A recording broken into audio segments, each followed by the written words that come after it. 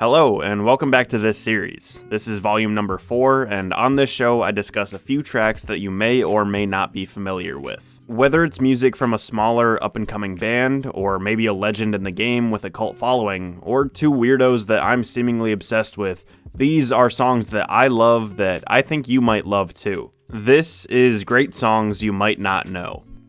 So first we're going to be talking about an indie group on the rise called Racoma. They released their self-titled debut EP in 2018, and I've been listening to these guys non-stop lately. They're a 4-piece alternative rock band from Seattle, and the bio on their website is a better introduction to them than anything that I could ever come up with. These boys know how to caress your ears with simple yet honest tunes that make you want to cry and laugh all at the same time.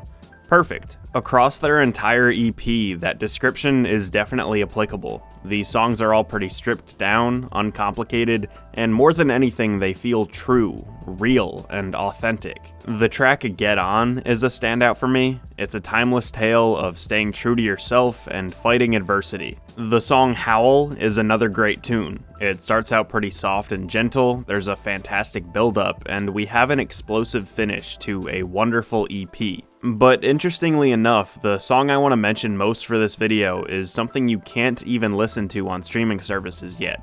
It's the original song that they performed for their NPR Tiny Desk contest audition, and it is called The Kicker. Riding around in their car, performing this song, this is the sound that won me over and made me check out their EP in the first place. I watched a ton of auditions for the contest, and this one is by far my favorite. And while sadly they did not win, NPR did invite them to open up for the winner while they were on tour, so not a bad consolation prize. The lead singer of the band, Glenn, has this beautiful tone to his voice. While the lyrics are touching and the layered guitars certainly add a little spice to the song, Glenn's voice is what keeps me coming back. I'm hoping that there will be a studio version soon enough, but for now, this live performance is my favorite thing to listen to right now.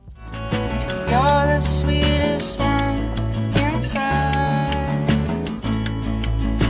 Only pride and joy I've known in my life. The next musician I want to talk about is Bill Fay. This is an English singer-songwriter who has a ridiculous, one-of-a-kind perspective on the music industry.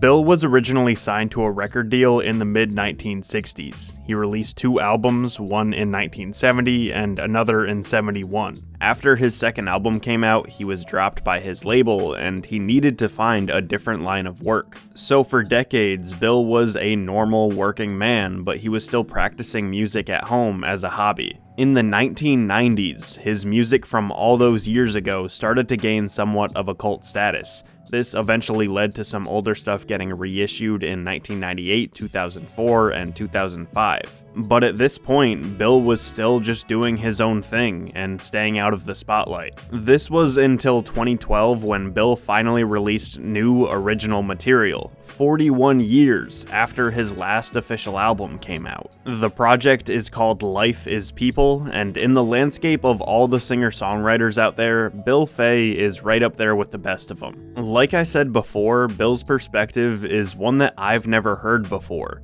To have your dream come true, only for that dream to be crushed a few years later, and then to return after 41 years is something out of a movie. The song I want to mention specifically is called Jesus Etc., which is actually a cover of a Wilco song from their well-known album Yankee Hotel Foxtrot. And yes, you may be asking me, Harrison, why include a cover from Bill Fay if you're so obsessed with his unique perspective on life?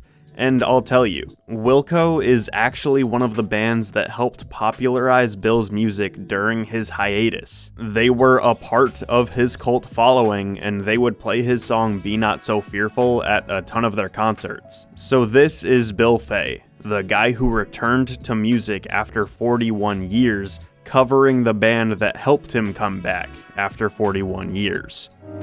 Voices escape, singing sad, sad songs. And last but not least, I want to talk about the song Lying Has to Stop by Soft Hair. I actually talked about it in a video about a year ago, but I keep rediscovering it every few months, and I just love it so much. Soft Hair is a collaboration between musicians Conan Moccasin and Sam Dust, who is more commonly known as LA Priest. In 2016, they released their self-titled album, and it's pretty strange. The general feel is a funky, futuristic space rock kind of sound. There's something so wonderful about musicians that are willing to try anything, and I think Lying Has to Stop is a perfect example of that. The introduction to the track is this unnerving, sort of waterlogged sound that honestly seems like it should have been an interlude in between songs, but they threw it in there anyway. Then you think the real meat of the song is starting, and it's pretty much just another introduction. This time it does actually blend together with the rest of the song, but it's just funny to me that they keep leaving the listener on the edge of their seat, waiting for the track to really get going. Once it does begin, it's this addictive, borderline creepy tune that will get stuck in your head for weeks. The instrumental is as groovy as can be, Sam's voice is deep and full,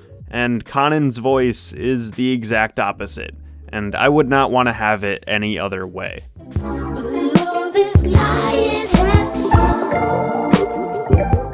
As always, leave a comment with something you might want to hear in a future episode, and be sure to let me know how you feel about these tracks. Thanks for watching. Hey, thank you for watching that video. If you want to support the channel, feel free to like, comment, and subscribe. You can follow me on social media at RenshawHS. You can buy my merch, support my Patreon, and thank you so much. I'll see you soon.